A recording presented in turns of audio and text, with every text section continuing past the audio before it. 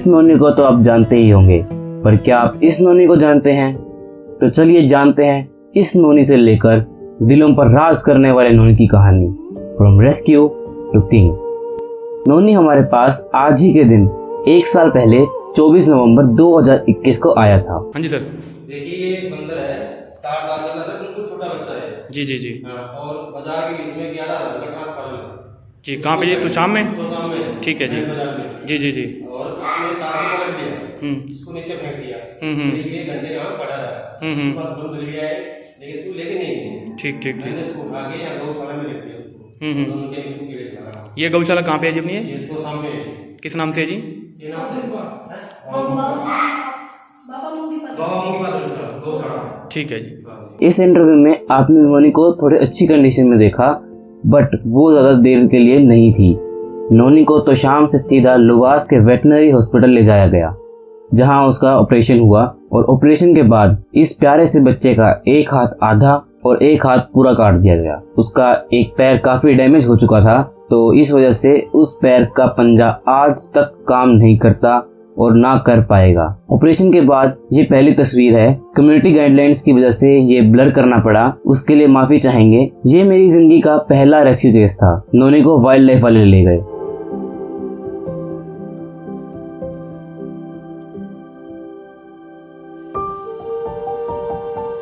लेकिन मेरी बेचैनी बढ़ती गई और मैंने उस दिन की सारी घटना मेरे फेसबुक अकाउंट पर साझा करी। मेरे इस पोस्ट को मिस्टर सुनील जी ने देखा और उन्होंने मुझसे सारी घटना के बारे में जाना और मुझे वाइल्ड लाइफ के ऑफिस लेकर गए। वहाँ मेरी मुलाकात हुई wild life officer mister Dinesh Jangra से। हमने उन्हें विस्तार से बताया कि कल उनकी टीम लुवास के वेटनरी हॉस्पिटल से एक बंदर के बच्चे को लेकर आई है। हम उस बच्चे का इलाज करवाना चाहते थे। हमारे अनुरोध पर सहर्ष उन्होंने उस बच्चे का इलाज करवाने की परमिशन दे दी और वो बच्चा है नोनी। जैसा कि मैंने आपको बताया था कि ये मेरी लाइफ का सबसे पहला रेस्क्यू केस था, तो थोड़ा डर भी लग रहा था कि आगे जाकर क्या नोनी बच पाएगा या नहीं, पर उम्मीद थी कि हाँ, वो बचेगा भी और हमारे दिलों पर राज भी करेगा। नोनी को तुरंत शहर के प्राइवेट क्लिनिक में ले जाया गया, जहाँ उसके थोड़े थोड़े अंतराल के बाद 4 ऑपरेशन हुए। ऐसे करते करते 4 महीने के ट्रीटमेंट और आप सबकी दुआ की वजह से नोनी ठीक हुआ। उसके खुद जीने की इच्छा ने उसे रिकवर करवाया।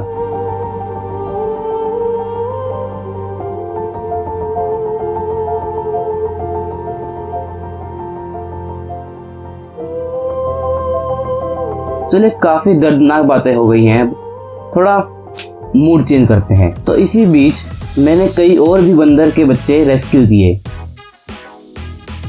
और उन सब पर अकेला नोनी भारी पड़ता है। नोनी को लगता है कि अपुन ही भगवान है। वो गैंगस्टर से कम नहीं है। आज भी कोई नया रेस्क्यू केस आता है, वो उसको दिखाता है कि यहाँ रहना है तो पहले मेरे से परमिशन लेनी पड़ेगी और लड़ाई भी करनी पड़ेगी। वो सबका राजा है, चाहे वो आपके दिलों का या सभी रेस्क्यू केसेस का। नोनी सभी बंदरों पर तो राज करता ही है, बट उसने औरों पर भी राज किया। बेस्ट एग्जांपल दूं तो बिलोटा। जब भी बिलोटा आता है, नोनी पागल हो जाता है।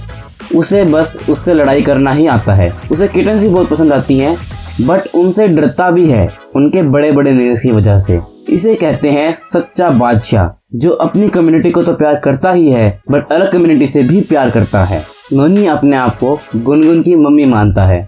Can you believe it? वो अपने आप को गुनगुन की मम्मी मानता है। अगर कोई गुनगुन के पास आ भी जाए तो बस आपको नोनी की मीठी मीठी बाइट मिल ही जाती है। इन्हीं सब के बीच में जनवरी की स्टार्टिंग में मैंने सोचा कि नोनी जैसे कितने बच्चे होंगे जो इलेक्ट्रिक शॉक की वजह से नोनी जैसे हो जाते होंगे और उनको ट्रीटमेंट भी नहीं मिलता होगा।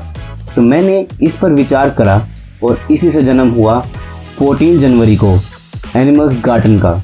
जब एनिमल्स गार्डन बना, लोगों में जागरूकता आई कि वे जब भी किसी इंजर्ड बंदर के बच्चे को देखते, वो नीचे दिए गए नंबर पर कॉल करते। मैं आपसे भी अनुरोध करता हूँ कि जब भी आप किसी इंजर्ड बंदर के बच्चे को देखें तो नीचे दिए गए नंबर पर कॉल करें। एनिमल्स गार्डन अपनी पूरी कोशिश करेगा उस बच्चे को रेस्क्यू करने की। शुरू में मैंने सोचा था कि नोनी सिर्फ हमारे ही दिलों पर राज करेगा, बट नहीं, उसने आप सबके दिलों पर भी राज किया। आपके इस बेहतरीन सपोर्ट के लिए धन्यवाद। वाकई नोनी ना होता तो एनिमल्स गार्डन ना होता, और अगर एनिमल्स गार्डन ना होता तो आज मैं ऐसे रेस्क्यू ना करता।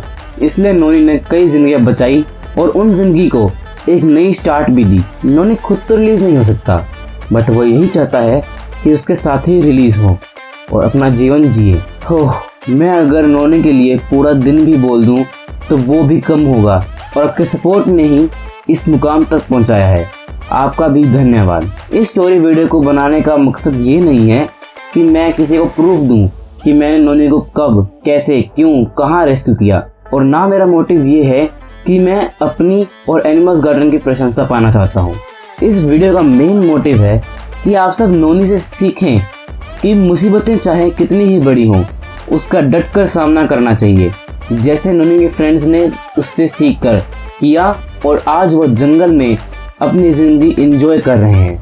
अंत में बस यही कहूँगा कि आप इन बंदरों को शौक के लिए ना पालें, क्योंकि ये हमारे जीवन में इतना रम जाते हैं कि इन्हें जंगल में छोड़ना मुश्किल हो जाता है, और इन्हें भी जंगल में रहना मुश्किल हो जाता है। मैं कभी नहीं कहता कि वीडियो को शेयर कीजिए, लाइक कीजिए, बट प्लीज़ इस वीडियो को ज़रूर शेयर कीजिए ताकि सभी को वो मैसेज मिले जो नोनी बताना चाहता है। जय श्री राम, जय हिंद, जय भारत।